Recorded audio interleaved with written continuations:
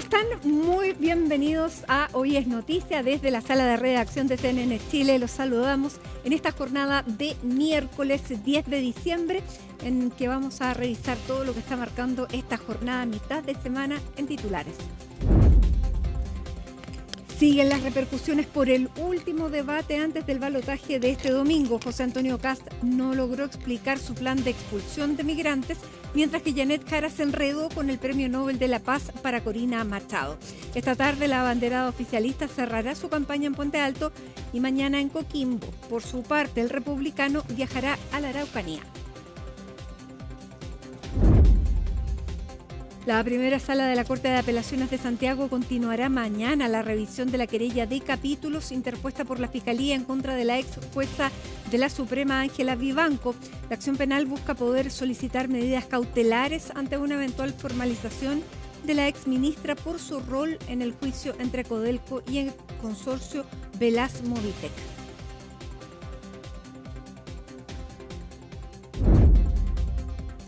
La destrucción de un búnker y de un centro de venta de drogas, además de un detenido, es el resultado que deja un amplio operativo que realizó Carabineros en San Bernardo. Ambos puntos serán controlados por el presunto autor intelectual del crimen de Krishna Aguilera, Juan Beltrán. El delegado metropolitano y la Fiscalía coincidieron en que las bandas criminales no se acaban solo con la detención de un líder. Este miércoles se realizó la entrega del Premio Nobel de la Paz, cuya ceremonia estuvo marcada por la ausencia de María Corina Machado. La líder opositora no logró salir de Venezuela a tiempo y está camino a Oslo. Durante la entrega del premio, el Comité del Nobel instó a Nicolás Maduro a dimitir. Colo-Colo define el futuro de Fernando Ortiz. A esta hora se realiza una reunión clave del directorio de Blanco y Negro para decidir si el argentino sigue como técnico del Cacique. Se espera que además se defina qué jugadores seguirán en Macul en la temporada 2026.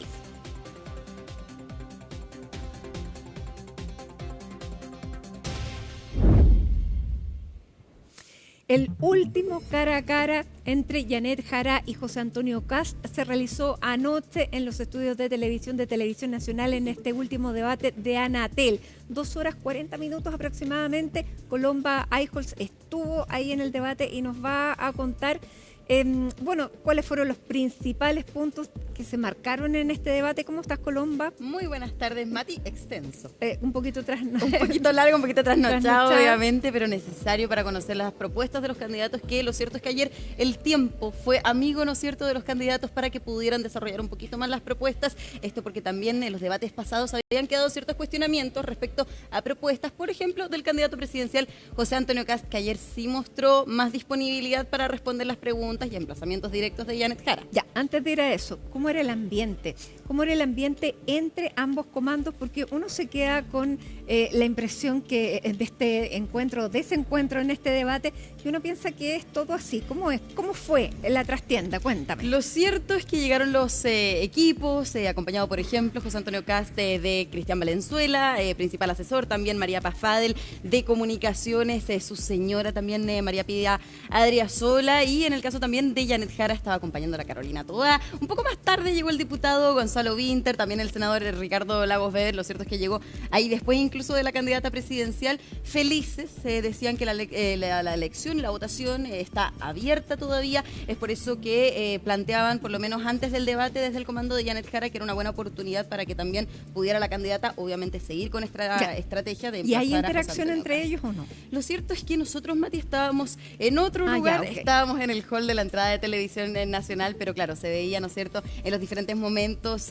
previo al debate que compartían en la terraza de Televisión Nacional el equipo de José Antonio Kast y el equipo de Janet Jara, y obviamente con saludos cordiales, conversaciones entre ellos. Eso también nos contaban los periodistas que sí estaban al interior de Televisión Nacional, y como decía, nosotros vimos la llegada de algunos miembros del comando de Janet Jara un poquito más tarde tras su llegada, pero por lo menos con caras felices, y caras felices también eran las que usaban los candidatos candidatos y por supuesto también sus equipos durante esta jornada. Desde los dos comandos decían que habían tenido un buen desempeño tanto José Antonio Kast como Janet Jara. Lo cierto, Mati, hablábamos un poco sobre las estrategias también con los comandos que se implementaron por parte de los dos candidatos. En el caso de Janet Jara se siguió con esta postura, esta estrategia de jugar a la ofensiva, pero diferente a la que vimos la semana pasada en el debate de las radioemisoras de Chile, en donde Janet Jara había sido un poco más dura con José Antonio Kast.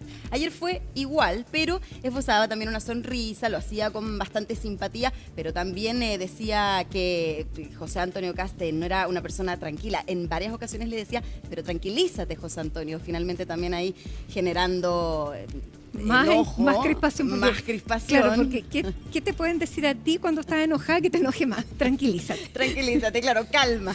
Bueno, y es por eso entonces que también se vio un poco más enojado a José Antonio Kast, por lo menos lo que fue en el primer panel de las preguntas, en estas preguntas temáticas. Eran 3 bloques, por eso decíamos bastante extenso, en donde se abordaron 3 temas por bloque, pero también se les dio la posibilidad de los emplazamientos directos, las interpelaciones, y eso también abrió espacio a que se tensara aún más esta conversación entre José Antonio Kast y Janet Jara, que podríamos decir también, los televidentes de alguna manera lo percibieron, se veía también en redes sociales que la ciudadanía, bueno, decía que el debate quizás no tuvo la altura, ¿no es cierto?, que debe tener para dos candidatos presidenciales que están postulando a la moneda. Incluso también Iván Valenzuela en un momento les dice, los están viendo jóvenes, como ojo también ahí con el ejemplo que le están dando a la ciudadanía, porque lo cierto es que fue bastante tenso y con bastante enojo también desde las dos candidaturas, particularmente, Mati, primero con el tema de las migraciones. Tú decías que fueron diferentes temas los que se trataron, donde se pudo ahondar más en estas propuestas que todavía no estaban claras, tanto de Janet Jara como de José Antonio Kast. El tema migratorio, entonces, fue uno de los primeros que se trató. Seguridad, crimen organizado, luego también se toca el tema de la migración irregular, donde José Antonio Kast nuevamente hace este conteo, ¿no es cierto?, 92 días, si no me equivoco, decía, le quedan a los migrantes irregulares para que abandonen nuestro país, mientras que Janet Jara lo emplaza justamente por estas propuestas. Dice, bueno, en un comienzo tú hablabas sobre expulsión, después los invitaste, ¿no es cierto?, a que se fueran del país, y también algo que era bastante novedoso, por lo menos yo personalmente no lo había escuchado del candidato presidencial José Antonio Kast, que tenía que ver con un registro sobre personas, migrantes irregulares, que le solicitaran beneficios al Estado, y luego el candidato decía, bueno, van a quedar en un registro y van a ser expulsados o invitados a irse del país, que era quizás la propuesta más novedosa, en donde también y a quitarle los beneficios. Y a quitarle los beneficios, exactamente. Y también, por ejemplo, se le consultó sobre los hijos, ¿no es cierto?, de migrantes irregulares, pero que nacieron en suelo nacional, y también el candidato, una vez más, explicó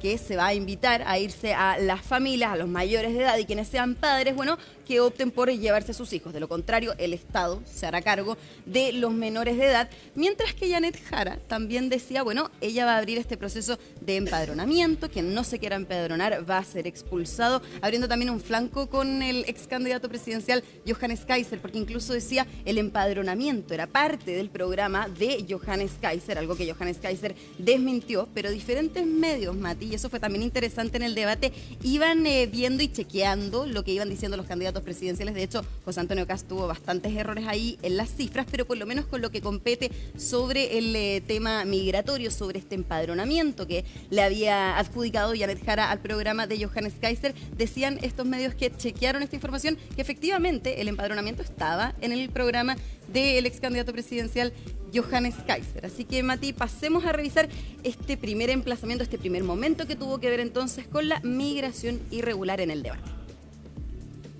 Les quedan 92 días. Y después de los 92 días, la persona que vaya a solicitar cualquier recurso del Estado, sea en salud, sea en educación, sea en transporte, sea para una remesa, sea para un contrato, sea para vender algo, esa persona va a quedar registrada y va a ser invitada a salir. Hay una tercera deriva en tu discurso ahora entonces. ¿Cuál? Primero los ibas a expulsar, después los ibas a invitar y ahora les vas a negar beneficios. Todas las anteriores juntas. Ah, ahora son todas juntas. Todas juntas. No es ABC. Es que depende del momento, porque hoy día no puedo Depende de nuevo, hoy día yo no soy presidente. Tu presidente ni siquiera ha sido capaz de abrir un corredor humanitario. Cuando hay gente que se hablar quiere con ir. El presidente Boric, habla con él. Ahora ten un poco de respeto, está hablando conmigo. Y tranquilízate un poquito. Perdona, Janet, te pido las disculpas al caso. ¿Podrías decirle a tu amigo Gabriel Boric que abra un comité, un corredor humanitario para ¿Sabes cuál es el problema? Perú, que Ecuador, este tema es demasiado... Colombia? Sí, no te preocupes, porque cuando yo sea presidenta lo voy a abrir. Sí, pero hay 92 días que gobierna Porque él. son serios estos temas.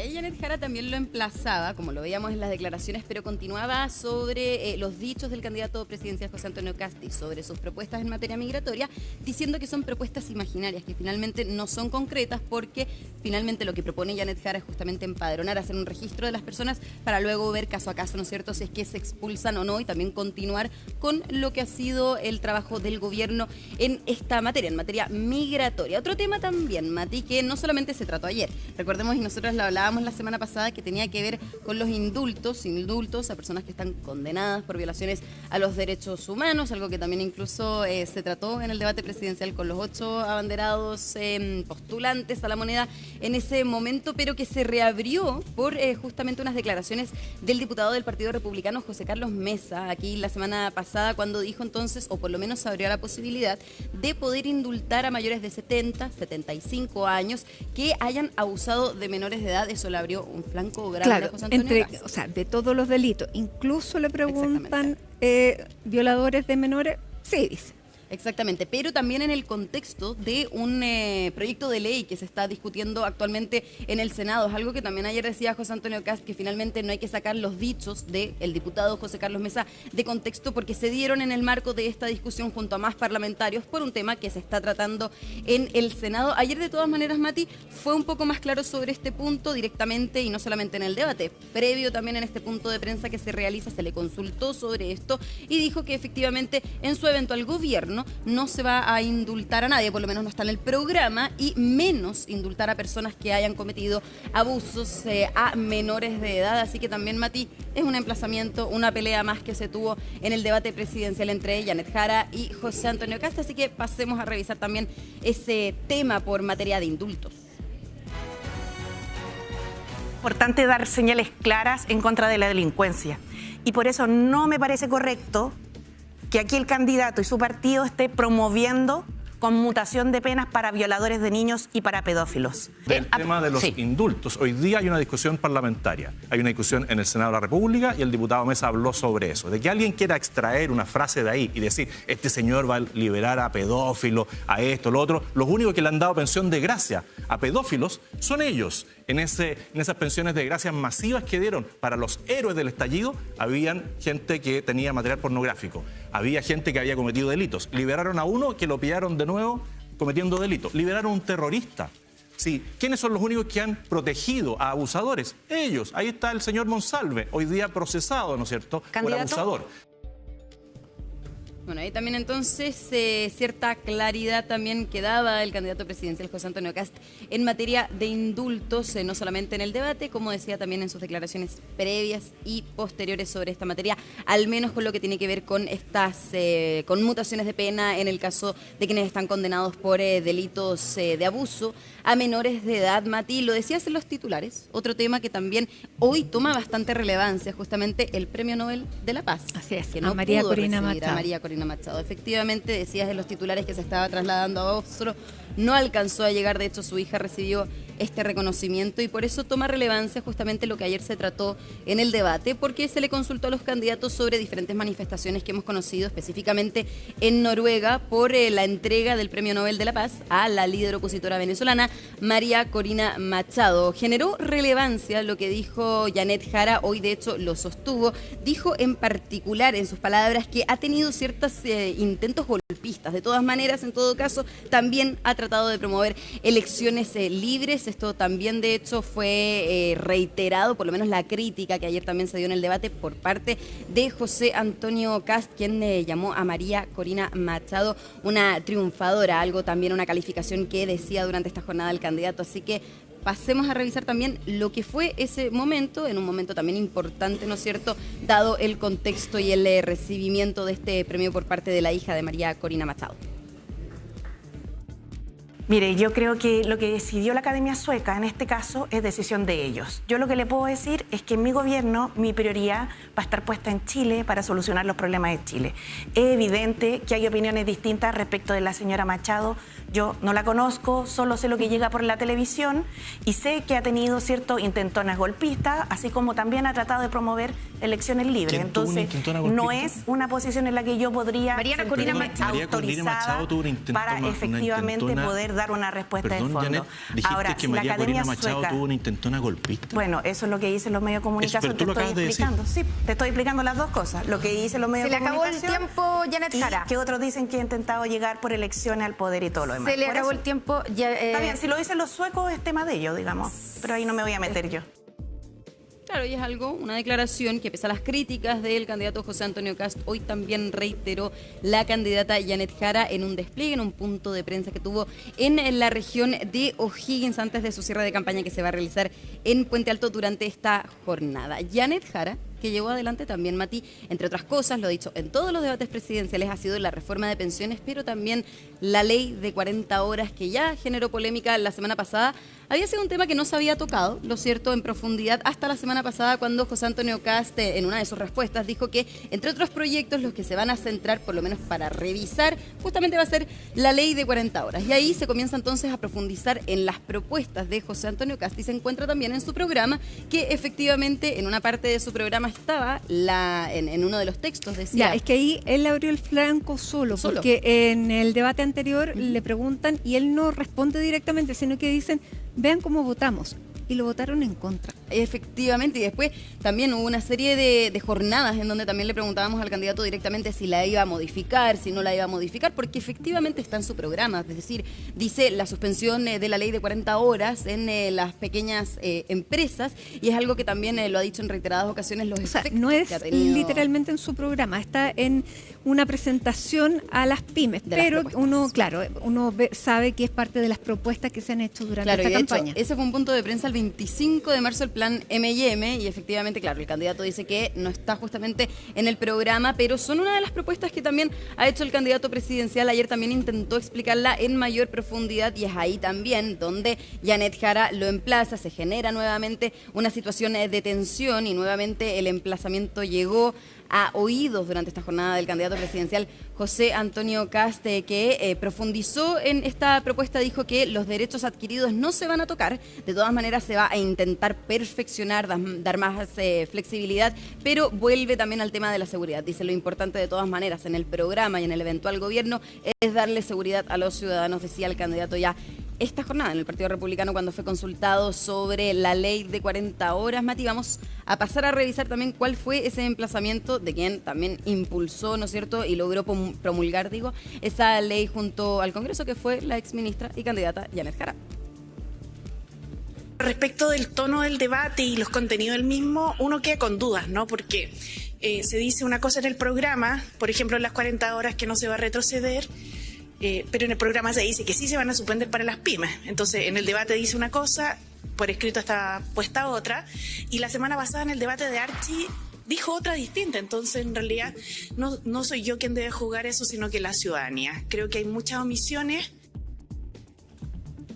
Bueno, Mati, también te comentaba al inicio de este despacho que diferentes medios de comunicación ayer estaban chequeando minuto a minuto sobre las declaraciones, sobre las cifras que entregaban los candidatos presidenciales. Lo cierto, claro, José Antonio Kast acumuló una serie de errores, particularmente con lo que tiene que ver con los homicidios en nuestro país y también con las listas de espera, cuando se habló también del tema de salud y particularmente en una crítica que hizo José Antonio Kast al actual gobierno. Él dice que cometió un error, hoy día de hecho se hace cargo de esos errores, pero de todas maneras insiste en que el gobierno ha sido ineficiente con el tema de la seguridad y también con el tema de las listas de espera en salud, así que también pasemos a revisar ese momento justamente que también se dio en el debate. Lo que quizás comuniqué mal es que son 1.200 personas por año. Si alguien quiere usar una frase así o una cifra así, claramente es como cuando el presidente de la República dijo que yo tenía 20.000 millones de dólares escondidos en alguna parte. ¿Y qué hice yo? Fue y le corregí, presidente, mire, la cifra está mala.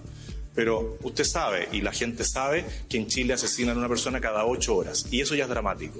Si alguien quiere quedarse en una cifra errada, ridícula, como la que usted menciona, bien por lo que la usan, pero son 1.200 personas al año asesinadas, y eso da un promedio muy superior en estos menos de 4 años de este gobierno que en los 4 años del gobierno de Sebastián Piñera, porque tenemos un Chile más violento, un Chile más pobre, un Chile con peor calidad de vida, gracias a un presidente que no ha hecho bien el trabajo y que no es capaz de reconocer sus errores. Y nos dice: Chile no se cae a pedazos. Claro, también ahí habían emplazamientos sobre reconocimientos de errores de los candidatos presidenciales, también alusión, obviamente, como lo ha hecho José Antonio Kast, a la continuidad, que significa que gane, ¿no es cierto?, eventualmente Janet Jara esta elección presidencial. Un dato también quizás relevante, se hablaba en meses previos a la elección, a la primera vuelta incluso, y hoy también se retoma en este debate presidencial, tiene que ver con la renuncia a los partidos de los candidatos presidenciales. Ambos ayer dijeron que iban a renunciar a sus partidos políticos de ser electos el próximo domingo, lo que también fue bastante novedoso, o por lo menos también marcó ciertas posturas de los candidatos respecto a un eventual gobierno, tanto en el caso de Janet Jara como de José Antonio Kast. Sacaron cuentas felices, Mati, en los dos comandos, lo cierto, como yo te decía al comienzo, habían hoy diferentes puntos de prensa de los comandos, de los candidatos presidenciales. Obviamente se les consultó sobre materia contingente, pero también sobre el desempeño que tuvo cada candidato presidencial. Paulina Bodanovich, la senadora y también jefa de campaña de Janet Jara, hacía justamente alusión a los errores que cometió José Antonio Kast en términos de las cifras, particularmente por las cifras de homicidio y también por las listas de espera, mientras también adherentes a la candidatura de José Antonio Kast, en el caso, por ejemplo, del senador Francisco Chaguán, como decía, sacaron cuentas alegres del desempeño que tuvo el republicano. Así que también pasemos a revisar cuáles son estas conclusiones que sacaron desde los comandos y también personas que hoy día apoyan a José Antonio Kast. Él no contestaba, finalmente evadía la respuesta, el tema, por ejemplo, de los indultos o eventualmente de aprobar esta ley. Decía, bueno, será el Congreso el que lo apruebe. Efectivamente, nadie está discutiendo aquello, sino se le preguntaba por los indultos. No le quedó claro si él indultaría a personas que, por ejemplo, han violado menores de edad. Claro, y él evadía las respuestas, hacía largas introducciones, pero finalmente no contestaba ni un sí ni un no. Con el tema de las 40 horas también. Primero dijo que no era verdad lo que decía su programa, y su programa dice en la parte de MIPYMES que eso se va a revisar. Luego el tema de la pensión también negó, pero finalmente dijo sí, en realidad podríamos revisarlo. La indemnización por años de servicio también están en cuestión. Entonces, creo que no era categórico en las respuestas, sino más bien bastante evasivo. Por supuesto que José Antonio Kast mostró mucha más solvencia en materias internacionales, por ejemplo, respecto a la relación de Chile con las dictaduras de Cuba, Venezuela. La candidata del oficialismo evitó condenar justamente las graves vulneraciones y sistemáticas vulneraciones a los derechos humanos. Desafortunada esa declaración. María Corina Machado es una defensora de la libertad y la democracia en Venezuela. Por supuesto que José Antonio Kast tiene una posición mucho más clara, mucho más contundente desde el punto de vista del Estado de Derecho, de las libertades públicas y privadas y el pleno respeto a los derechos fundamentales en Venezuela. Bueno, y las principales conclusiones que hubo, tanto de adherentes de los candidatos como también miembros del comando, que por cierto acompañaron ayer a los candidatos presidenciales en este último cara a cara, Mati. También si es que la ciudadanía no lo vio, la audiencia no lo vio, está también en todas las plataformas. Aquí también en CNN Chile se está preparando justamente un desglose de los principales hitos que se hicieron, que se vieron en el debate presidencial, para que obviamente haya un voto informado, las personas se puedan informar respecto de las propuestas y de cara al domingo, ¿no es cierto?, pueda ya salir un candidato presidencial electo, ¿no es cierto?, para el próximo año. Muy bien. Muchísimas gracias, Colomba. Todos los detalles ahí, los hitos de este debate, algunos porque duró 2 horas 40, pero fueron los principales. Muchísimas gracias. Y esta semana también, bueno, entre hoy y mañana se realizan los cierres de campaña de ambas candidaturas. Y a esta hora ya está pronta a llegar la candidata Janet Jara a el cierre de campaña que va a tener en la comuna de Puente Alto. Vamos a tomar contacto con Macarena Román para conocer qué es lo que está ocurriendo en la comuna de Puente Alto, qué es lo que se espera y cuáles son las expectativas ahí en ese lugar. ¿Cómo estás, Macarena?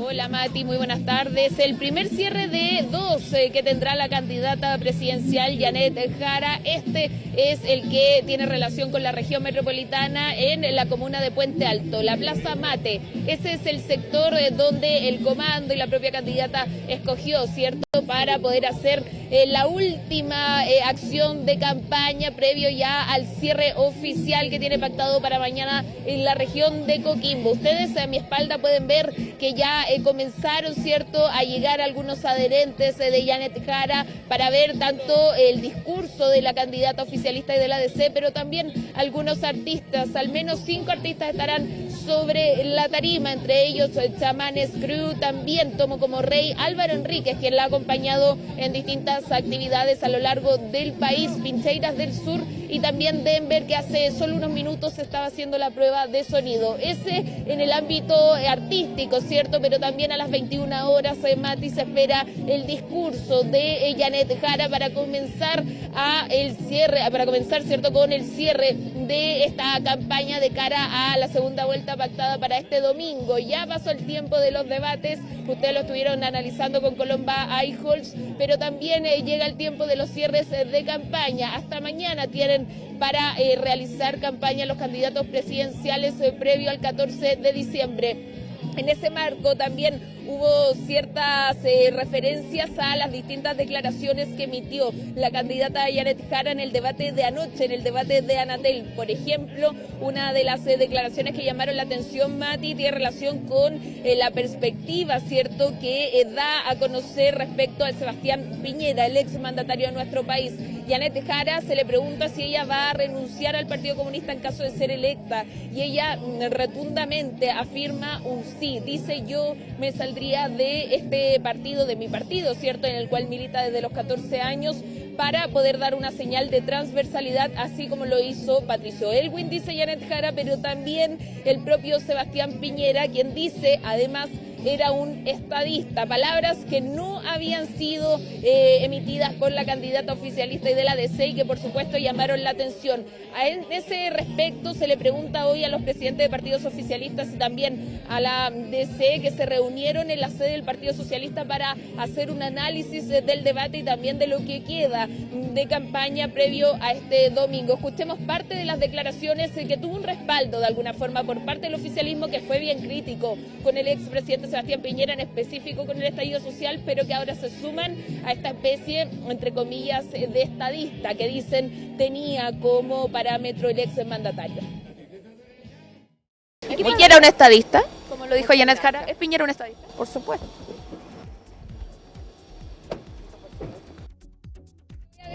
Yo creo que todos compartimos que Piñera tuvo luces y sombras en sus gobiernos, pero fue una persona que evidentemente dentro de la derecha avanzó kilómetros de lo que normalmente se había avanzado. Fue una persona que se opuso a la dictadura, cosa que no puede decir el actual candidato, que está por indultar a violadores de derechos humanos, está por borrar con el codo lo que hemos escrito con tanto esfuerzo en la historia política reciente de nuestro país, y por lo tanto creo que queda un poco de manifiesto esa diferencia.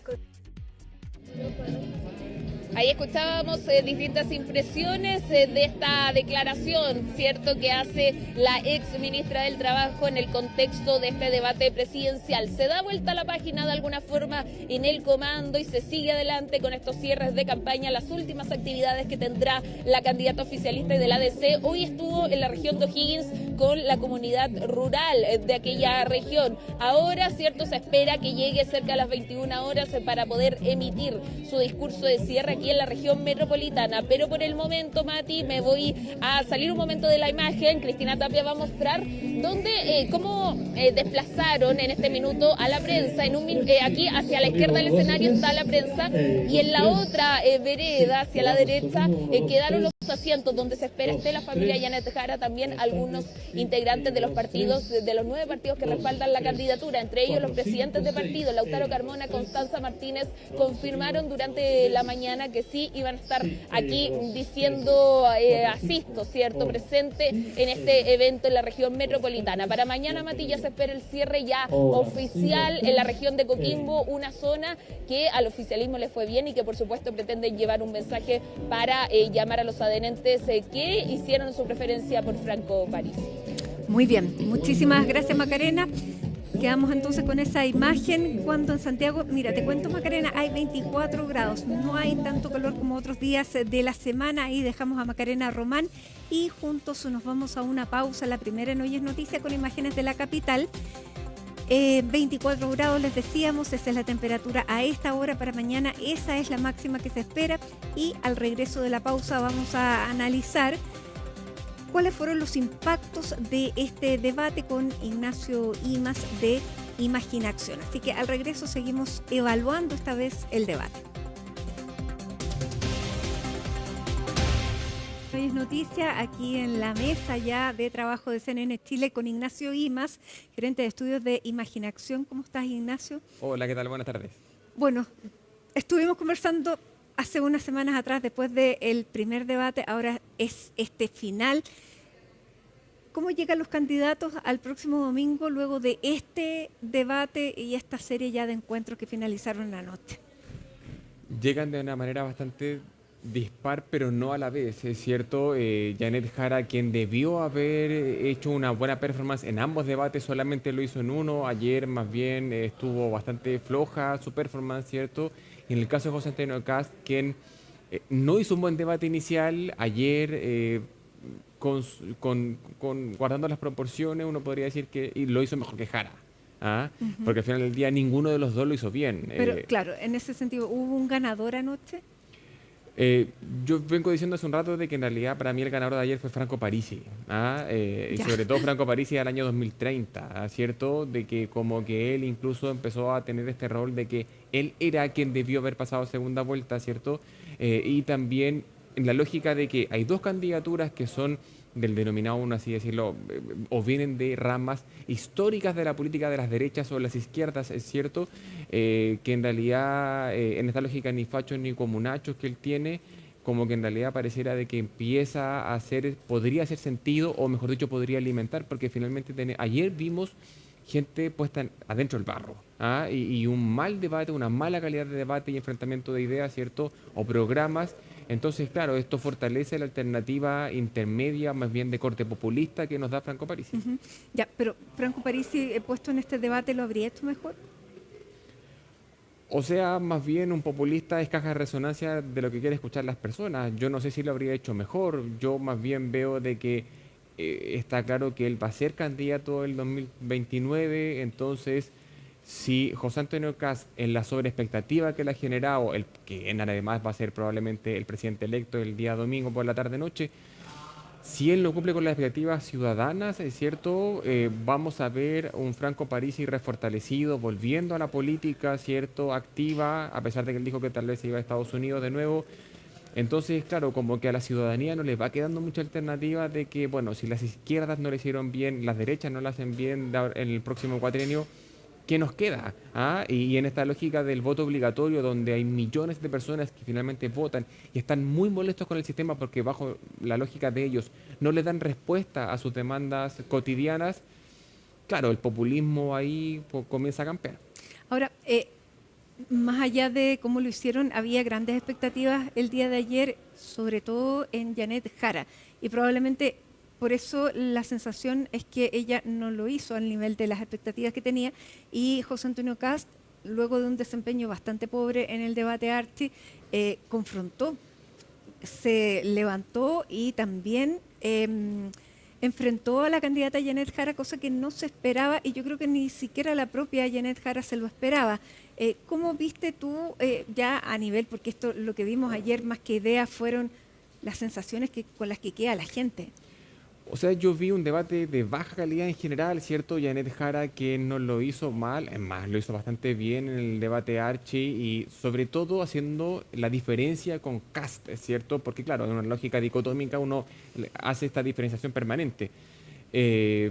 Cayó en el juego de José Antonio Kast en esta lógica en esta tinte tanto soberbio que tuvo José Antonio Kast, que parecía que él ya entendía que el debate de ayer era más bien un mero trámite, que incluso a mi juicio yo creo que en realidad él también entiende que lo del domingo es un mero trámite de que él básicamente se está aprobando la banda presidencial, ¿cierto? Es que claro, en realidad cayó en el juego porque en este tinte soberbio que tuvo permanentemente hizo desencajarse a Janet Jara, la exasperó y en un momento como que esto parecía un diálogo de sordos de forma permanente, interrumpían a las y los periodistas que estaban ahí, ¿cierto? Janet Jara también logró exasperarlo con el tranquilízate, que es lo más irritante que te pueden decir cuando uno está ofuscado. Eso es cierto, pero fue tan incisiva e insistente con el tema del tranquilízate que al final pareciera de que ella estaba como intentando mostrarlo como alguien exasperado, pero Kast básicamente en 2 o 3 momentos del debate la dejó ella bastante en blanco, no supo qué contestarle, como por ejemplo lo que pasó con el tema de que ella integraba el comité político cuando pasó, por ejemplo, lo de Manuel Monsalve. Claro, ¿cuáles fueron, dirías tú, los mejores momentos de cada uno? Partamos por José Antonio Kast. El mejor momento probablemente fueron las distintas interpelaciones que le hizo a Jara. Yo creo que ahí en realidad eso marcó los puntos fuertes de él, porque en esas interpelaciones directas, más allá de que si son adecuadas o no, en tanto él ha plebiscitado permanentemente esta elección y básicamente es como continuidad versus cambio, que es lo que ha dicho él de forma permanente. Yo creo que ahí lo hizo bien, uno no podría quitarle ese mérito. Y Jara yo creo que al inicio partió bastante bien, ¿cierto? Pero comenzó a intentar desencajar a Kast, no lo logró y eso la hizo ser incisiva. Entonces ya en un momento, probablemente en la penúltima bloque del debate, ya tarde, pasada las 10:30 de la noche, uno veía que en realidad el debate era como mejor apagar la televisión e irme a acostar porque... O sea, yo creo que ahí en realidad sí reforzó la idea de que va a haber un alto porcentaje de personas nulo y blanco, ¿cierto? Que son más bien... El indeciso que hizo ayer. Yo creo que en realidad entendió que mejor Apagó quedarse la en tele. indeciso. O escucharlo y decir, esto no da. Y por eso yo también hablo de París 2030, ¿cierto? Ese indeciso, uno dice, chuta, en una de esas de repente a esta gente ya se le agotó el tiempo y tengo que elegir por una alternativa, entre comillas, nueva, porque París tampoco es nuevo, pero una lógica fuera de la política. Ahora, José Antonio Kast logró despejar las dudas que ha habido durante la campaña respecto a los recortes, a los migrantes, a los temas de seguridad. ¿Pudo dar mejores respuestas a tu juicio? Yo creo que no. Yo creo que en realidad esa es la gran incógnita que nos da José Antonio Kast en general, entendiendo de que probablemente él sea el próximo presidente de la República, ¿cierto? Yo creo que en realidad la fuerza de los hechos ha llevado a Kast a no meterse en el detalle de este tipo de políticas, en la lógica de las más 300.000 personas que son migrantes irregulares, ¿cierto? O el tema del recorte de los 6.000 millones de dólares. No logra explicarnos cómo lo va a hacer. Eso va a generar una sobreexpectativa porque si no logra mover, agitar las aguas, las primeras semanas de administración, por cierto que va a ser súper complejo e incluso yo me atrevería a decir qué es lo que va a hacer José Antonio Kast desde el día 15 de diciembre, cuando en realidad se transforma en el presidente más votado de la República, en la historia de la República de Chile, ¿cierto? Por el tema del voto obligatorio, por cierto, pero eso va a ser una responsabilidad para él, va a tener que manejar y administrar una coalición de arco de derechas muy amplia, desde una derecha, si uno podría decirlo, liberal o tradicional, piñerista, hasta una derecha, hasta una ultraderecha populista, que es del Partido Libertario, ¿cierto? Quedan bastante incógnitas de cómo él va a manejar esas expectativas, tal vez incluso en esta dinámica de no responder o no entrar en el detalle, es también morigerar las expectativas desde el día de hoy, porque... Me llama la atención una entrevista que dio Rodolfo Carter a Vía X hoy día, donde en una entrevista con el periodista Juan José Lavín, él dice, cuando le preguntan qué programas sociales va a eliminar en este recorte, José Antonio Kast, de 6.000 millones de dólares, dice que habrá recortes presupuestarios que evidentemente no los vamos a decir porque nos paralizan el país al día siguiente. Si lo decimos vamos a tener la calle incendiada. Es que le van a tener la calle incendiada, o sea, no sé si incendiada, pero sí va a haber una alta tensión social, para ser súper fino en el lenguaje, cuando lo digan, porque, y además no se pero eso es entiende. tener miedo a las propuestas. Es que yo creo que en realidad hay cuestiones que efectivamente son populares en términos de migración, en términos de seguridad y orden público, pero cuando se va a entrar en el detalle de recortar ese nivel de plata, que es mucha plata, ¿cierto? Y que también muchas de ellas tiene que ver con modificaciones en legislaciones, ¿cierto? En leyes, va a haber un debate súper álgido y que probablemente los congresistas, entendiendo que eso no va a ser popular, no le va a dar el apoyo. O sea, me costaría pensar de que exista un recorte de un derecho social adquirido, que entre paréntesis Kast dijo incluso anoche que eso no va a ocurrir. Entonces hay una contradicción completa en su comando. Lamentablemente esta elección se ha dado tanto en la lógica anti-Boric que como que las personas en general comienzan a obviar y a omitir estas contradicciones, ¿cierto? Que son bastante complejas y peligrosas, entendiendo de que finalmente esta es una coalición que tiene que administrar un país, un gobierno, ¿cierto? Porque incluso sin ir más lejos, Kast no habla de otra cosa que no sean estos tres tópicos, que son muy amables para él, para cualquier candidatura de derechas, ¿cierto? Pero la administración del gobierno del Estado es muchísimo más allá que estos tres tópicos. Janet Jara, ¿cómo la has visto como candidata del oficialismo, de la centroizquierda? Si pudiéramos evaluarla a ella sola como candidata, porque hay que ver cómo se perfila después del 15 de diciembre.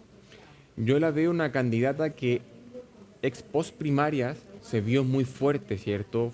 Salió muy fortalecida de esa primaria, por más que se pueda comentar de que votó pocas personas, ¿cierto? Pero se vio fortalecida, sacó un 60% de la votación y claramente se veía como la lideresa de la coalición.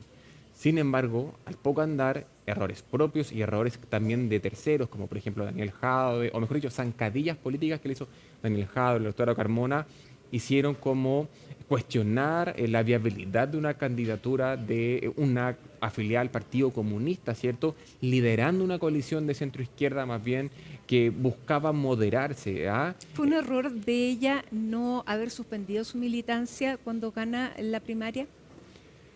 Probablemente, porque hasta el día de hoy no pareciera que haya algo que uno diga que fue viable comunicacionalmente y que fuera creíble también de que en realidad su afiliación partidaria comunista no fuera un problema para ella. A mi juicio, esa es una gran debilidad de su campaña, ¿cierto? Al igual que la otra debilidad que es haber integrado esta administración. Pero dicho sea de paso, si ella no hubiese integrado esta administración, tampoco sería candidata a presidencia. Por cierto, ahora se le vio decir cosas bastante sorprendentes. Bueno, ahí lo veíamos, como el estadista Sebastián Piñera, hablando de que ella no está a favor ni del machismo ni del feminismo, equiparándolo, diciendo que ella está en pos de la economía y más allá de los cielos prístinos del norte del país, es cosa la que, contrariamente, José Antonio Kast sí protegió los cielos y no la inversión, que fue el mundo al revés. O sea, y debió tal vez haber tenido este giro mucho más duro, ¿cierto? Hacia pro crecimiento, pro industria, o no tan dinámicas de narrativas identitarias, al menos hace un mes y medio antes, ¿cierto? No al día de hoy, no a 4 días de elección. Esto, por supuesto, no cambia el eje de millones de votantes, o ya 2 millones de votantes, ¿cierto? No cambia ese eje, porque es poco creíble, es como mi medida desesperada, mi botón de emergencia para decirle, oiga, mire, este es el ofertón último que tengo, ¿cierto? Porque comenzamos hablando de un estadista como Sebastián Piñera o Patricio Aylwin y terminamos hablando de que María Corina Machado era una golpista, ¿cierto? Que puede ser relativo en tanto lo que ocurrió en el año 2002, de que hay un cuestionamiento respecto al rol que ella ejerció en este golpe de Estado que se le hizo a Chávez, pero claro, hoy día María Corina Machado es la persona que está recibiendo el Premio Nobel de la Paz, entonces es más bien una figura prístina que es intocable. Ya, ese fue el mayor error de Janet Jara. O sea, que la ha tenido probablemente hoy día incluso dando explicaciones. Más allá de que las multas del TAC, que en realidad ella intentó salir en esa línea, pero eso fue como tan insignificante al lado de lo otro. Ahora, no podemos ver encuestas, pero todo indica que no se están moviendo los electores fuertemente hacia un lado o al otro, por lo tanto ya las tendencias, como tú decías, es una carrera que ya está jugada. ¿Qué dice de José Antonio Kast los desempeños que le hemos visto públicamente como líder? Yo lo veo como un líder más bien para una barra brava todavía, ¿cierto? El discurso que dé la noche de este domingo va a ser vital, porque en realidad vamos a ver cuál es el camino que él va a tener, José Antonio Kast, de una narrativa más bien de corte piñerista, donde Sebastián Piñera intentó un gobierno de unidad nacional e intentó la unidad nacional en ambas administraciones, o un corte más bien mileísta, donde en realidad nosotros somos los buenos y los otros son los malos. Ahora, él recibe el apoyo del expresidente Frei y de toda la familia Piñera. Ese apoyo me imagino que lo compromete de alguna manera a no ir a ese extremo. Todo eso depende hasta que yo gano la banda presidencial. Cuando tengo la banda presidencial puesta y ya gané, y gané con un alto respaldo, probablemente él vaya a sacar unos 6,5, 7 millones de votos. Es distinta la película, ¿cierto? Después, como, bueno, yo ya estoy en la moneda, estoy en el sillón de O'Higgins, y vamos a ver si en realidad le doy una accountability a esta gente o no. Yo soy súper crítico respecto al cheque en blanco, por así decirlo, que le dio la derecha tradicional, e incluso ahí me metería a Amarillo y Demócratas, aunque son partidos que ya están muriendo, ¿cierto? Tan rápido a José Antonio Kast, sin ningún tipo de garantía. ¿Ah? Ahora, tampoco iban a votar por Jara, los tenía de todas maneras, ¿no? Pero por último, nulo blanco, o al menos... o sea, yo entiendo que en el tema de Chile Vamos tal vez hubo una base partidaria que le pedía a ellos, porque al final del día estar en el Estado, estar en el gobierno es muy atractivo en términos de vacantes de trabajo, sin ir más lejos, o cargos en el gobierno, ¿cierto? E incluso yo creo que en realidad las dirigencias de Chile Vamos también vieron de que pudo haber pasado un apoyo de goteo. Camila Flores probablemente hubiese estado el día luna apoyando a José Antonio Kast, es cierto.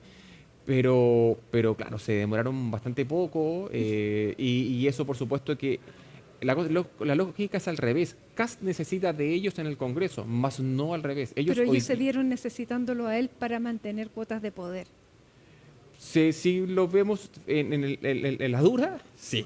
Efectivamente, yo creo que en realidad eso es lo que terminó viendo Chile Vamos, sobre todo por el mal resultado que ellos tuvieron esa noche de hace un mes atrás, ¿cierto? No les fue bien en la parlamentaria, perdieron bastantes escaños, se relativizó ese tema. Igual uno podría verlo y reflejarlo y compararlo con lo que hizo el socialismo democrático en el año 2021. Fueron mucho más reticentes en apoyar a una administración Boric. Boric tuvo que hacer bastantes más gestos que lo que está haciendo hoy día Kast. Y eso llama poderosamente la atención. No hay dudas de que esta próxima administración va a tener dos almas. No hay dudas de aquello. Porque finalmente Chile Vamos ya tiene la expertise de estar 2 veces en el gobierno. Kast ha estado 16 años en el Congreso. Muchas de esas personas, sí es cierto, muchos de los republicanos también han estado en el gobierno porque son una decisión de la UDI, pero no han estado probablemente pisando la moneda. En la primera línea, claro, de la gobernanza. Bien, Ignacio Imas, gerente de Asuntos Públicos de Imaginación. Te pongo de gerente. No, sí, da lo mismo, si es parte de... No. Es parte de... Muchísimas gracias por estar con nosotros, ya hablaremos, porque todo depende cómo se sigue esta película electoral, bueno, más allá con el resultado de esta elección y cuánto es la diferencia entre uno y otro, porque eso configura mucho cómo va a ser la oposición y cuál va a ser la impronta con la que llega al gobierno quien se ponga la banda presidencial. O sea, esa diferencia, los nulos y los blancos de esa noche, que probablemente para el análisis ex post del lunes, martes va a importar harto, a no ser de que esto se dispare por sobre los 15 puntos, eso hay que ponerle ojo, ¿cierto? Si la diferencia entre Jara y Kast es alta, porque le van a responsabilizar al presidente Boric este tipo de derrota tan dura, ¿cierto?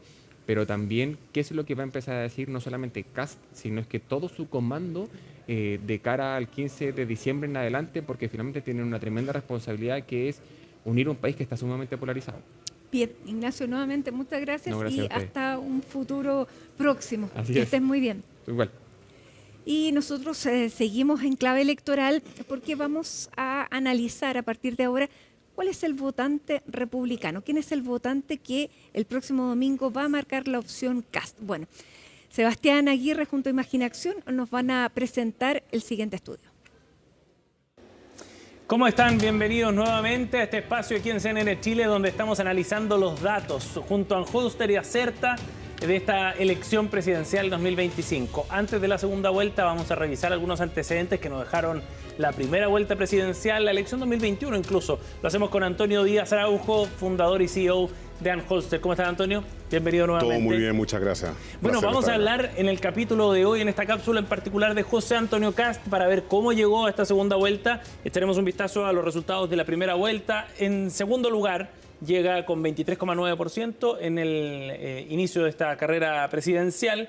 Más de 3 millones de votos tuvo en primera vuelta, Antonio. Predecible el segundo lugar, aunque Franco Parisi estuvo, yo creo que demasiado cerca para efectos globales. Mucho más de lo que se pensaba. Candidato con la mayor expansión territorial que hemos visto en esta primera vuelta. Lejos. Vamos a ir viendo precisamente el desempeño territorial de José Antonio Kast. En azul ustedes pueden ver ahí en el mapa extenso de Chile, el norte lo concentra Franco Parisi, pero ¿dónde están los puntos fuertes de José Antonio Kast? Partamos por eso. Votante más bien rural, lejos de las urbes, muy fuerte en hombres. Ganó en 169 comunas y 7 regiones. Yo diría que el gran tema que tiene José Antonio Kast en la segunda vuelta es consolidar los votos de Johannes Kaiser, Evelyn Matei y tratar de agarrar algo de los votos de Franco Parisi si es que no se van. Ahora, ¿dónde estuvo más fuerte José Antonio Kast? Por ejemplo, en la zona centro-sur, estamos viendo aquí los resultados de la región de O'Higgins, y claro, acá Johannes Kaiser obtuvo un 13,9%, Evelyn Matei un 11,3%, o sea, ahí hay casi 24 puntos que le permitirían en esa región, por ejemplo, solo para plantear un punto, alcanzar el 50%. Absolutamente, y mientras más al sur vamos, mayor es el gap que tiene José Antonio Kast. Uno podía ver gráficamente los colores que teníamos en la región de O'Higgins, en el Maule solo gana probablemente en Talca, yo creo que es, ¿no? En Talca es donde gana Janet Jara. Y en el sector costero en Constitución ganó Franco Parisi. Ganó Franco Parisi, y si uno sigue bajando, yo creo que va llegando cada vez más a un dominio casi absoluto de lo que es José Antonio Kast. Claro, exactamente, porque cuando uno va avanzando hacia el sur, vamos a llegar acá a la región de la Araucanía, por ejemplo, vemos ahí el 32,6%. Es una victoria completa. Total. Absolutamente. Y en cada una de las comunas de la región obtiene ese triunfo. Ahora, si nos vamos un poco más atrás, ahí está claro cuál es la zona donde José Antonio Kast tenía la pega más o menos hecha. Pero hay otras zonas donde no estuvo tan bien en la primera vuelta acá. O sea, si vamos a la región metropolitana, es un claro ejemplo.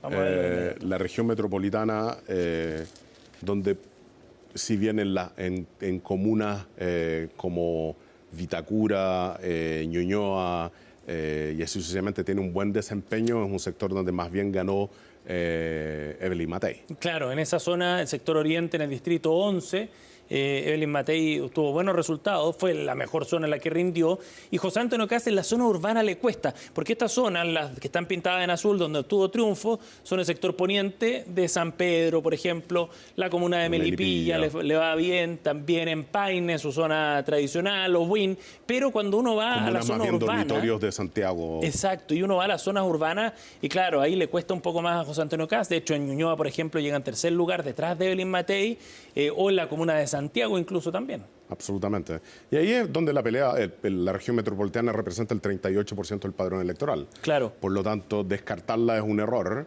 pero la fortaleza de él está en otros puntos, ¿no? Y incluso si que uno va a la región de Valparaíso, también se puede apreciar a grandes rasgos, digamos, que también a José Antonio Kast le costó ahí. Ahora, ¿va a ser bien importante esas dos regiones para esta segunda vuelta, Antonio? Absolutamente, sobre todo la migración de votantes de Evelyn Matei hacia José Antonio Kast y de Johannes Kaiser hacia José Antonio Kast. El gran tema va a ser si la migración es consistente o no. Claro. Y que no se traduzca en votos nulos o lisa y llanamente en votos hacia la candidata Jara. Bueno, que ocurrió en el pasado. Hagamos otro ejercicio para ver el votante de José Antonio Kast, perfil, qué características tiene. Y para eso vamos a ir a la siguiente lámina para hacer una segmentación de votantes por género y por edad. El ejercicio ya lo hicimos también con Franco Parisi ayer. Y ahora podemos ver en este gráfico dónde están la votación más fuerte para Kast. Absolutamente. Segmento hombres, 35-54 años, lejos el segmento más fuerte. Es donde él es el más fuerte de todos los candidatos. Claro. Y es un candidato con, yo diría, en las mujeres de 34-54, casi empata a Janet Jara, sí, básicamente. En ese mismo segmento etario, pero en mujeres también le va bien. Absolutamente. Tiene un problema con mujeres mayores de 54, un problema parecido o de una magnitud cercana a lo que tiene Franco Parisi. Claro. Pero es donde efectivamente Jara tiene muchísimo más, muchísima más llegada. Sí. ¿Y es en los hombres donde tiene su principal base de apoyo José Antonio Kast? Absolutamente, un candidato con el mayor gender gap que podríamos decirlo de cierta forma, ¿no? El mayor diferencial por género de todos los que hemos visto. Y eso ya le había pasado en 2021 también, con una votación más baja en las mujeres, que finalmente explicaba en parte el triunfo de Gabriel Boric. Absolutamente. Lo que me sorprende mucho, por más que no sea el segmento más fuerte, es que en los menores de 35 él tiene una llegada bastante fuerte. Cierto. Y en hombres en particular, bueno, por detrás de Franco Parisi, pero con un buen porcentaje. Eso es la campaña digital que la implementado. Que ha sido fuerte en el caso de Kast. Absolutamente. Todos los años que lleva efectivamente compitiendo. Sí, de todas maneras. Ahora, si uno ve también el detalle de cómo le fue a Evelyn Matei, por ejemplo, en aquellos segmentos más débiles de Kast, puede en parte compensarlo en esta segunda vuelta, si es que se trasladan esos votos. Claro, marginalmente, si acá puedo ver en mujeres mayores de 54 años que se migren los votos hacia José Antonio Kast. Claro que podríamos tener efectivamente una segunda vuelta con una votación por género y edad bastante distinta a lo que estamos viendo ahora. Vamos a ir a la siguiente lámina para ver, Antonio, y profundizar de dónde vinieron los votos de José Antonio Kast. Nos tomamos de los datos de noviembre de 2021, de la primera vuelta presidencial, para ver esa transferencia. ¿Cómo lo explicamos este gráfico? Claro, uno ve muy pocas transferencias de votos de personas que votaron por Boric y Provoste u otros en primera vuelta hacia José Antonio Kast. Su votación viene básicamente de Sichel, que era un candidato de RN y de Chile Vamos, y del mismo Kast, que su voto se mantiene constante, y una parte no menor de blancos nulos y no vota, un 16% llega como a la masa de votos que sacó José Antonio Kast en noviembre, ahora en la primera vuelta de noviembre de 2025. Interesante este antecedente porque confirma que efectivamente José Antonio Kast puede absorber ese votante de centro-derecha cuando no tiene una alternativa competitiva a ese votante. Claro, yo creo que la gran diferencia de la elección Boric-Provoste-Sichel es que llegamos con con el equivalente a la concertación o el Frente Amplio, no en una misma lista en la primera vuelta, ¿cierto? Acá llegamos con una Janet Jara en una primera vuelta sola y llegamos con 3 candidatos de derecha. Acá yo creo que el escenario va a ser un poco distinto, que se consolida toda la derecha en José Antonio Kast, ¿no?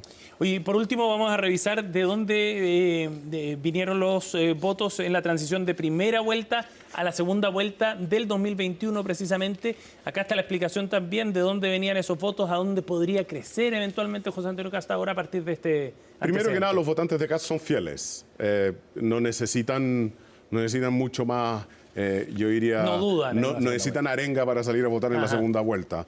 Los de Sichel básicamente se fueron con Kast y los de Parisi en un 33% se fueron con Kast, a pesar del apoyo explícito de Franco Parisi hacia él. Y ese dato hoy día es bien relevante, porque José Antonio Kast y Janet Jara, los dos, estaban buscando ese votante de Franco Parisi. Absolutamente, y lo van a seguir buscando. Yo creo que el Chile del 2021 versus el Chile del 2025 tiene escenarios contextuales distintos. Sí. Pero da la impresión de que este voto, de acuerdo a lo que vimos por región, por nivel etario, es bastante consistente. La pregunta va a ser cuál es la cantidad de trasvasije que va a haber entre los votos de Evelyn Matei y de Franco Parisi hacia José Antonio Kast. Claro, en este caso fue Sichel el que le dio un apoyo más importante. Probablemente hoy día, en la elección de este fin de semana, en la segunda vuelta, veamos una dispersión mayor de ese origen de votos. Absolutamente. ¿No? Por la cantidad de candidatos también que hubo en la primera. Ahora también los mensajes que han entregado Chile Vamos respecto a la existencia de los partidos y cómo armar un partido grande, unitario, también creo que habla mucho de del mensaje con respecto al 2021, que el 2021 no teníamos ese mensaje en forma tan explícita. Antonio, gracias por habernos acompañado en este capítulo de análisis en la previa de la segunda vuelta. Gracias por estar con nosotros. De esta forma estamos cerrando esta revisión. Quédense con nosotros, ya vienen más informaciones en CNN.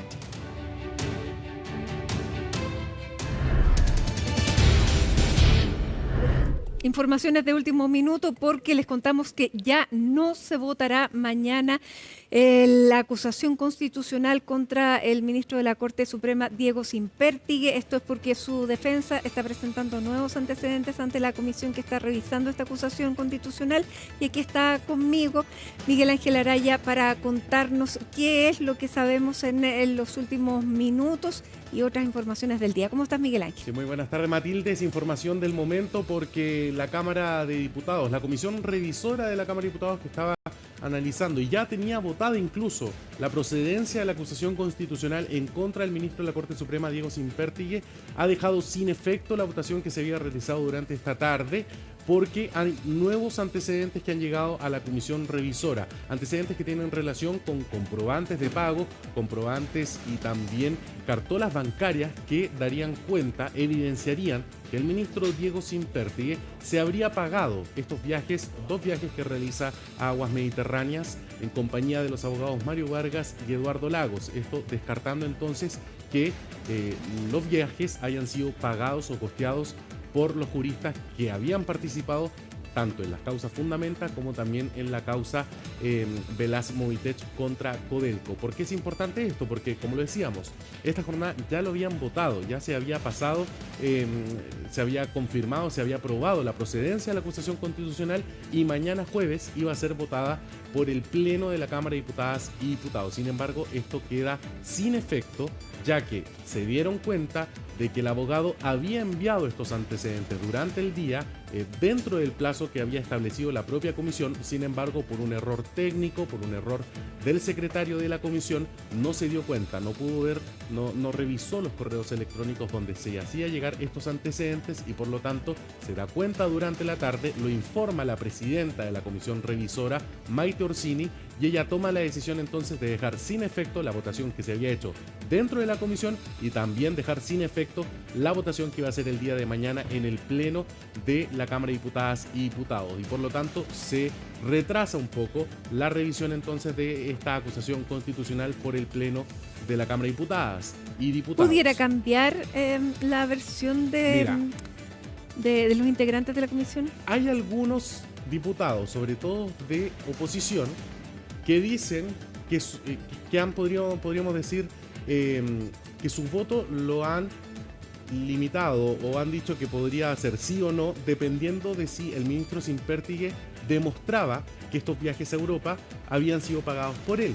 Pero lo cierto es que el fondo del asunto va más allá de si se lo pagó o no. Acá, de hecho, claro, podría ser incluso un delito de coima en un caso de que estos viajes hubiesen sido pagados por los abogados. Pero recordemos que el fondo del asunto y del cuestionamiento es que él no se inhabilitó cuando vio el caso Fundamenta y cuando vio el caso Velaz Movitech. Claro, porque son 2 casos. Exactamente. Y más allá de si se pagó o no el viaje, lo que se le cuestiona es los viajes vienen a ser una especie de argumento, de demostración, de una prueba de que él tenía una relación cercana con Eduardo Lagos y con Mario Vargas, más allá de quién se pagó el viaje. Eso vendría a demostrar que él tenía motivos suficientes para inhabilitarse, para recusarse ante la vista de la causa Fundamenta, donde si bien es cierto, los abogados que le acabamos de mencionar no participaron en algunas alegaciones, sí eran parte de la causa, podríamos decir. También sucede lo mismo en el caso de Velaz Movitech y Codelco, que es posterior al caso Fundamenta. Así que algunos diputados han condicionado su voto, sí, lo han condicionado. Dijeron, si el ministro Sempértigue logra demostrar que él sí se pagó esos viajes, bueno, podríamos cambiar la votación. Al interior de la comisión, la propia diputada Maite Orsini también lo ha dicho, que va a ser un elemento de analizar si esto es suficiente para votar la acusación constitucional o seguir apoyándola. Bueno, vamos a escuchar declaraciones precisamente de la presidenta de la comisión, que hace pocos minutos daba esta información y también informaba cuáles van a ser los pasos a seguir ahora con estos nuevos antecedentes. He decidido dejar sin efecto la votación del día de hoy y por consiguiente queda sin efecto también la citación del día de mañana, puesto que al momento de ejercer nuestros votos en la comisión no tuvimos a la vista todos los antecedentes que necesitábamos para poder dar un voto serio e informado. El día de ayer le solicitamos al abogado de la defensa del ministro que pudiese por favor acompañar los documentos que prueban que el ministro habría costeado con sus propios fondos los viajes a los cruceros. Le dimos como fecha plazo el día de hoy a las 12:30 del día. Sin embargo, constatamos que eso no había ocurrido. Mañana a las 11 de la mañana vamos a recibir al abogado de la defensa para que pueda explicar los documentos que acompañó, que supuestamente prueban que los viajes habrían sido costeados por él y no por los abogados litigantes. Lo vamos a recibir, luego vamos a volver a ejercer nuestros votos, vamos a volver a fundamentar nuestros votos y la sala va a sesionar el día lunes a las 2 de la tarde para votar en el Pleno. Bueno, entonces, ¿cómo quedan los próximos pasos que va a tener que tomar esta comisión revisora? Mañana, decía la diputada, van a recibir al abogado defensor de Diego Simpertigue para que pueda explicar qué son estos nuevos antecedentes, que pueda detallar, porque ella decía que algunos documentos no eran tan legibles. Bueno, luego de eso se va a votar durante la tarde la procedencia de esta acusación constitucional al interior de la comisión y posteriormente, el día lunes, va a pasar a la sala general donde votarán cada uno de los diputadas y diputados que integran nuestro Congreso si va o no esta acusación constitucional y pasa al Senado. Hoy día también hubo una instancia bastante relevante, porque lo comentábamos hace algunos días, Matilde, que la defensa de Diego Simpertigue le solicitó a la comisión que citara a varias personas, algunos ministros, exministros de la Corte Suprema, ministros de Corte de Apelaciones, y bueno, solamente llegaron 2. El ministro actual de la Corte Suprema, Mario Carroza, que incluso se debió pedir un día de permiso para poder participar y que incluso se llevó alguna sorpresa por ahí, ya lo vamos a ver, y también el exministro Silva, que él fue incluso presidente de la Corte Suprema, se mostró bastante apenado, pero vamos a ver aquellas declaraciones y cuál fue lo que tuvieron que aportar para esta comisión revisora, que fueron citados por la propia defensa de Diego Simpertigue. Efectivamente, estuve en la tercera sala. Participé de las resoluciones en la tercera sala y por lo tanto creía que tenía la obligación de venir a dar mi testimonio. Lo que sí puedo señalar es que cada uno de los que entramos, ya sea abogado integrante, otros ministros de otra sala, cada uno emitió su opinión jurídica, que está dentro de los términos de los cuales nosotros conocimos de un recurso de protección, una autotutela, y de eso resolvimos. Después de un recurso de queja por el cumplimiento de esa autotutela, de eso resolvimos. Equivocadamente o no, esos están los recursos de los abogados, pero en definitiva nosotros resolvimos de acuerdo a nuestro real entender. Diego trabajó conmigo en Concepción y vine porque también, por cortesía, porque a nosotros nos invitan, no nos citan. Le decía aquí a los honorables diputados y diputadas que me da pena porque yo fui 50 años en el Poder Judicial, toda mi vida fui juez. Para tranquilidad de ellos y de ustedes les digo que más del 99% de los jueces son probos, y me consta. Y los casos de corrupción que se detecten y se prueben tienen que castigar. Sí, son hechos aislados. ¿Ah? Y en todo caso el Poder Judicial requiere una reestructuración. Bueno, ministro Mario Carroza entonces, que dice haber llegado hasta la comisión sin haber tenido conocimiento, ningún tipo de información de que en verdad lo había citado la defensa de Diego Simpertigue y él solamente fue a cumplir con una invitación de la Cámara de Diputadas y Diputados. Así que así avanza esta acusación constitucional en contra del ministro Diego Simpertigue, un hecho bastante relevante. Pero en paralelo, hoy día también tuvimos novedades en el caso Muñeca Bielorrusa, la trama bielorrusa que afecta también a la exministra, removida ministra de la Corte Suprema, Ángela Ivanco. Hoy se conoció finalmente la querella de capítulos ante la primera sala de la Corte de Apelaciones de Santiago, donde definirán el día de mañana, porque los alegatos continuarán mañana con las réplicas de cada uno de los intervinientes, si se acoge o no esta querella de capítulos que, en pocas palabras, permitiría al Ministerio Público, en una eventual formalización de Ángela Ivanco, solicitar medidas cautelares que pueden ir desde la prisión preventiva hasta el arresto domiciliario, el arraigo nacional, entre otras medidas cautelares que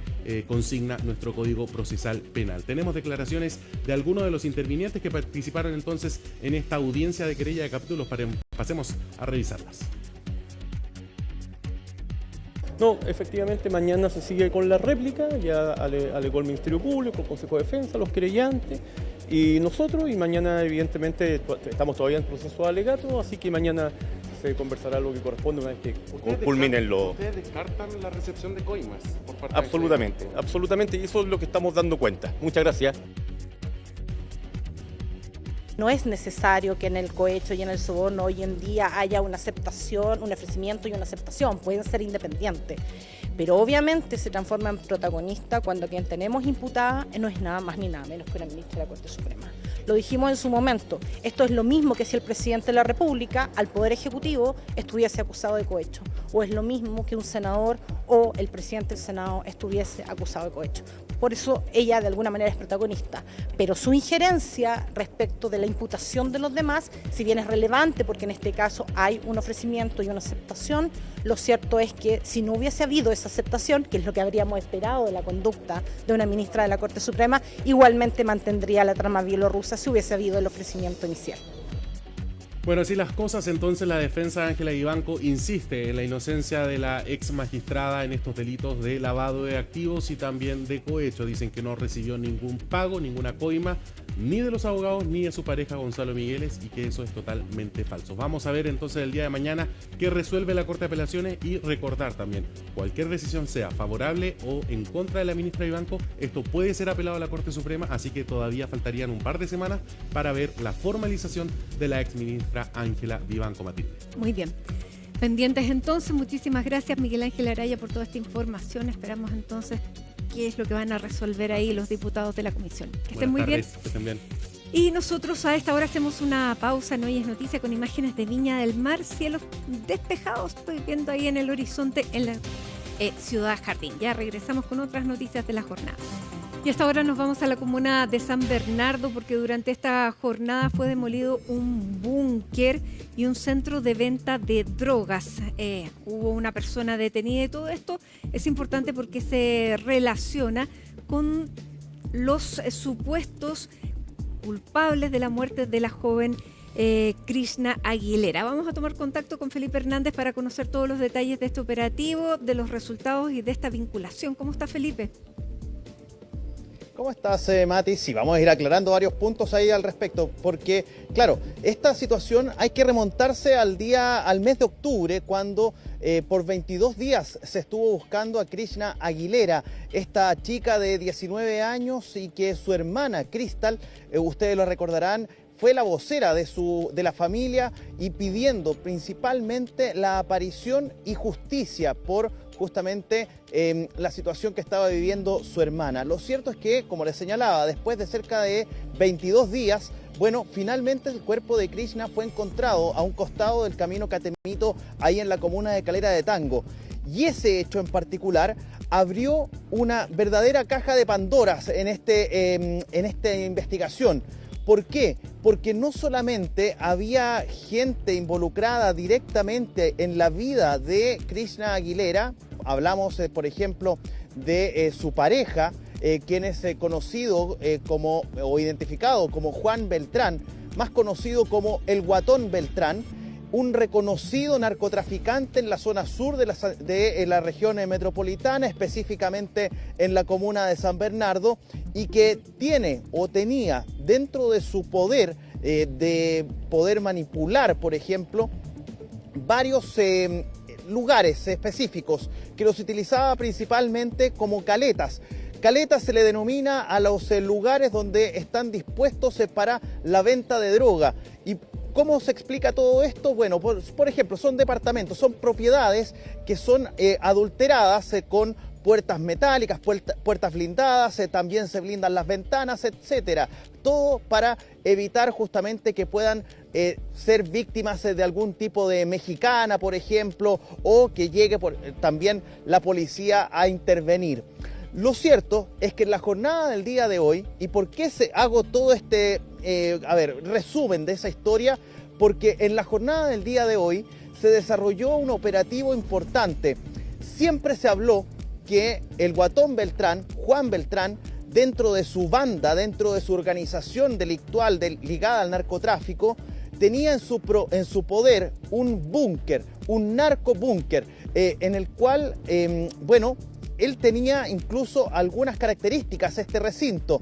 Estaba en medio de un bloque de departamentos, en una especie de estacionamiento, el que fue utilizado a la fuerza por este sujeto para construir este búnker.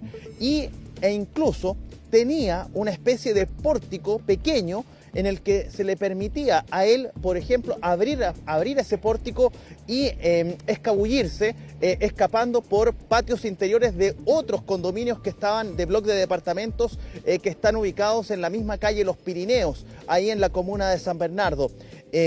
Por eso mismo es que se llegó hasta este lugar, después de que se haya utilizado y que se hayan hecho todas las investigaciones correspondientes. Bueno, se dio el vamos a la destrucción de este recinto.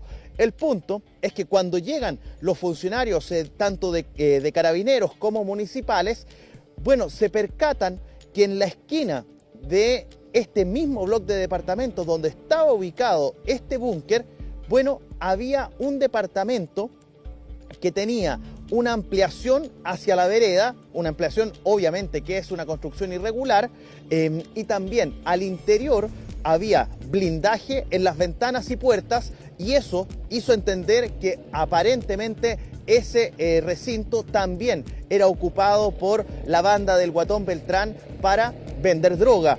Por eso es que también fue destruido. Pero al mismo tiempo que se desarrollaba toda esta situación, bueno, el OS7 de Carabineros, de forma paralela en una investigación que estaban llevando a cabo, bueno, también fueron a allanar un departamento que queda a 1,5 cuadras aproximadamente del lugar donde ustedes están viendo en imágenes esto que se desarrolló en horas de esta tarde. Ese allanamiento que realizó el OS7 de Carabineros dejó como resultado la incautación de dosis de drogas que ya estaban listas para la venta, ya habían sido dosificadas, como les señalaba, y además a un sujeto detenido que estaba justamente listo para comercializar droga en ese mismo lugar. Entonces, el resultado de este episodio es la destrucción del búnker del Guatón Beltrán, de una caleta que estaba siendo utilizada para aquello, y también, de forma paralela, un detenido, incautación de droga y, por cierto, también la neutralización de ese lugar, de ese departamento que también estaba siendo utilizado para la comercialización de la droga. Todo ese resumen también lo explica el fiscal, que estaba atento a los movimientos que se desarrollaban en la jornada del día de hoy, principalmente en estos dos puntos, en los dos primeros que yo les mencionaba, y que al mismo tiempo también era informado de lo que estaba sucediendo con ese operativo del OS7 en ese departamento que dejó a una persona detenida. Bueno, el resumen de esto lo entrega el fiscal y estas fueron sus palabras.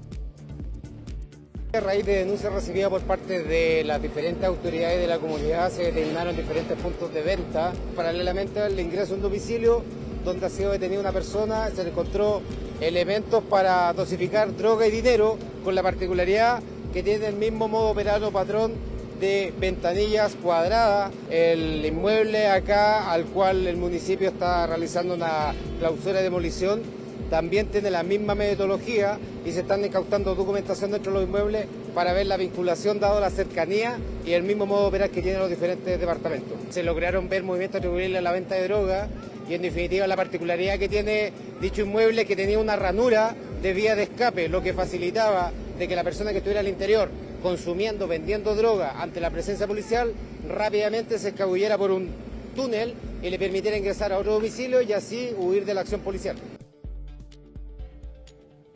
Cabe señalar un antecedente también importante. Este hecho ocurrió a eso de las 2 de la tarde, 1:30 de la tarde aproximadamente, en la comuna de San Bernardo, como lo hemos relatado.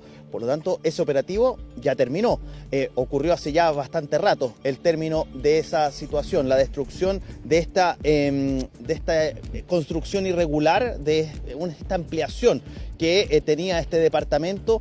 Con esa destrucción se puso término a ese operativo y por eso es que tanto las autoridades, que vamos a escuchar también a continuación, se retiraron del lugar, los funcionarios policiales también, los municipales, todos se retiraron de ese punto ubicado en la comuna de San Bernardo. Por otro lado, hay que también señalar un hecho que ocurrió durante esta destrucción y durante el trabajo que se estuvo realizando al interior del departamento. Cuando estaban desplegados al interior de este bloque de departamentos los funcionarios municipales y de carabineros, ocurrió un hecho en el que la verdad se alteró un poco la calma que había, entre comillas, podríamos decirlo, porque estaba todo custodiado por el personal policial y municipal.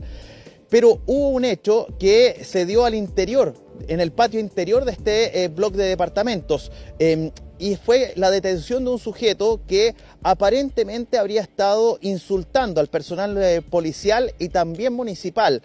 Se le solicitó que parara una vez, que parara una segunda vez y ya la tercera vez ya finalmente lo detuvieron y se lo llevaron hasta la 62 comisaría de carabineros para justamente comprobar su domicilio y posterior a ello entonces poder resolver qué va a pasar con esta persona. Lo cierto es que ese hecho fue lo que ocurrió durante horas de esta tarde, ya cuando prácticamente restaban algunos minutos para finalizar ese operativo.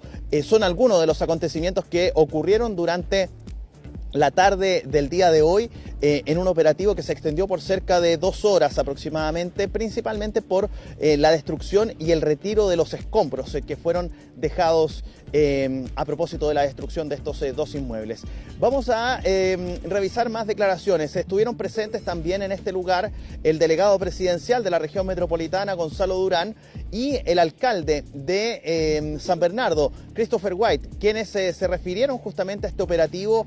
Le preguntamos al alcalde, por ejemplo, por la situación de la familia de Krishna, por Crystal. Recordemos que hace algunos días nos enterábamos respecto de una agresión que sufrió justamente Crystal y que obviamente trajo preocupación por ella, justamente por todo lo que ella hizo de sacar la voz por parte de la familia para encontrar a Krishna y a los responsables del crimen. Ya hay gente que está cumpliendo prisión preventiva.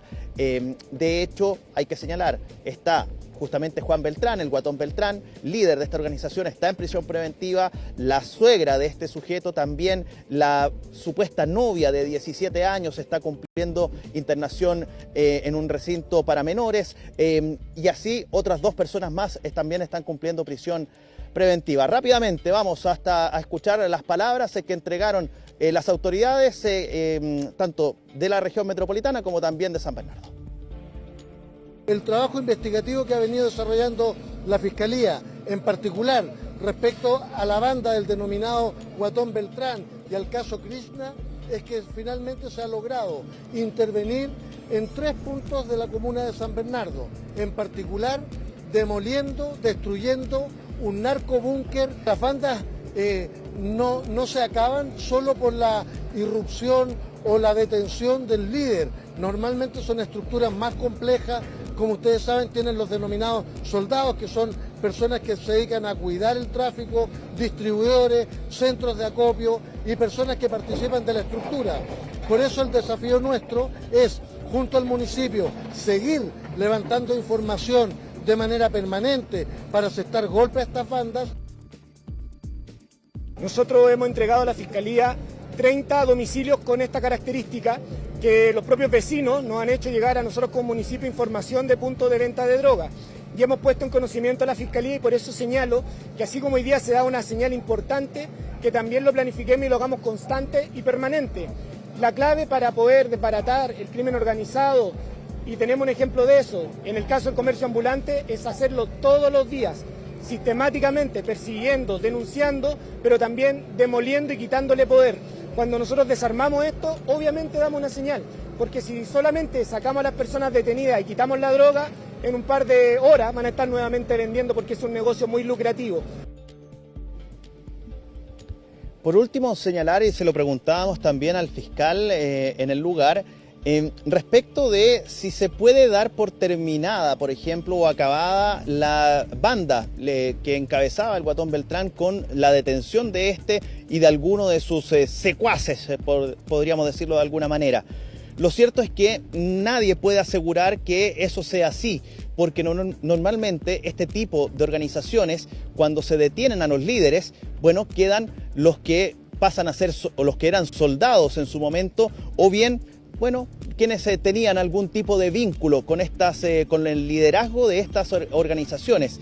Por eso es que no se puede señalar si es que la banda del Guatón Bertrán está o no acabada, porque puede ser que este sujeto que fue detenido en ese operativo del OS7 de Carabineros que se daba en paralelo a la destrucción de estos dos inmuebles, tanto el búnker como la situación del departamento y esta construcción irregular, bueno, pueda tener algún tipo de vínculo con esa organización en particular. Por lo tanto, todo eso va a quedar en manos de la Fiscalía Occidente, en este caso particularmente, en lo que pueda resolver y lo que pueda dar como investigación la carpeta y las correspondientes diligencias que desarrollen las policías en ese aspecto, Mati. Así que todavía falta y todavía esta historia, al menos el caso de Krishna Aguilera, puede seguir generando mayores antecedentes y mayores vínculos con sujetos que podrían estar todavía en libertad.